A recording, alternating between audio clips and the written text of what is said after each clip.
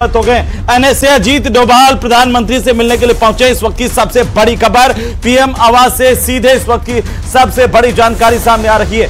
NSA Ajit Doval पहुंचे हैं प्रधानमंत्री से मुलाकात करने के बाद और सीज फायर के ऐलान के बाद पीएम से मिलने के लिए एनएसए पहुंचे हैं। उम्मीद की जा रही है कि एनएसए जो है अब वो प्रधानमंत्री से मुलाकात के बाद उनका बयान भी देखने को मिलेगा। लेकिन फिलहाल इस वक्त की बड़ी जानकारी हम आपको बता दें, सीज फायर का ऐलान हो चुका है दोनों देशों के बीच में, भारत और पाकिस्तान के बीच में। और इस ऐलान के बाद एनएसए पहुंचे हैं प्रधानमंत्री नरेंद्र मोदी से मुलाकात करने के लिए।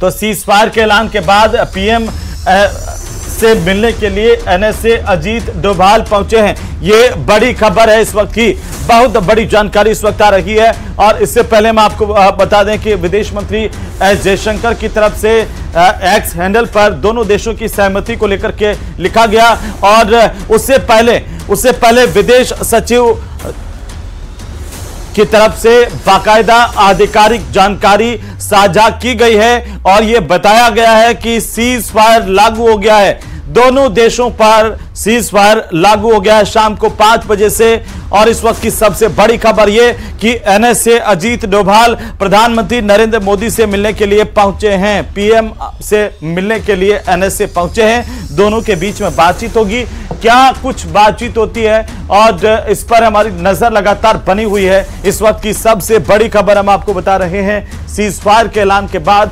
प्रधानमंत्री से मिलने के लिए एनएसए पहुंचे हैं। तो एनएसए अजीत डोभाल प्रधानमंत्री नरेंद्र मोदी से मुलाकात करेंगे, उनसे बात करेंगे और जो ये महत्वपूर्ण बातचीत है दोनों के बीच में, महत्वपूर्ण मुलाकात है।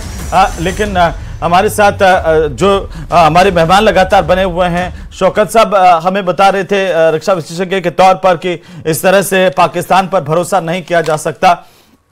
शौकत साहब, आपको लगता है कि ये सीज फायर को लेकर के दोनों देशों के बीच में सहमति बनी है तो पूरा का पूरा एक चार्टर जो है वो साइन होगा, किसी बात को लेकर के सहमति पत्र भी कोई जारी होगा?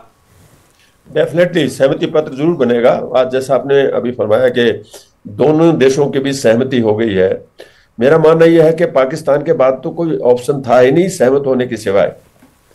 जी, वो सहमत हुआ है, ये कोई ताज्जुब की बात तो है नहीं। उसको सहमत होना ही था तबाह होने से बचने के लिए।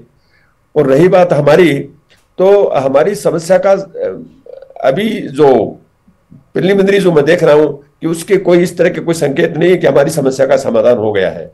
लेकिन क्योंकि हमारी सरकार है, हमसे ज्यादा लोग अक्लमंद हैं, बड़े बड़े राजनीति के प्रकांड विद्वान हैं, वो जरूर निश्चित रूप से इस बात को इंश्योर करेंगे कि हमारी जो समस्या है उसका भी इसमें समाधान हो। अगर समाधान नहीं होता है तो इस समझौते का या इस सीज फायर का कोई मीनिंग नहीं है। बिल्कुल। और सतीश जी, एक सवाल की जो हमने प्रतिबंध लगाए थे वो ये आपसी सहमति के बाद क्या वो रिवाइज होंगे? क्या एक प्रोसीजर रहता है इस तरह से जब सीज फायर को लेकर के दो देश आपस में सहमति प्रकट करते हैं? डीजीएमओ स्तर की बातचीत में क्या बातचीत होगी, कुछ थोड़ा सा हमें समझा सकते हैं आप? देखिए, डीजीएमओ लेवल से पहले इसमें डिप्लोमेटिक लेवल ज्यादा एक्टिवेट होता है। जी, डीजीएमओ को तो कहा जाता है। तो जो डीजीएमओ के लेवल की जो फ्लैग मीटिंग्स होती हैं, दूसरी मीटिंग्स होती हैं,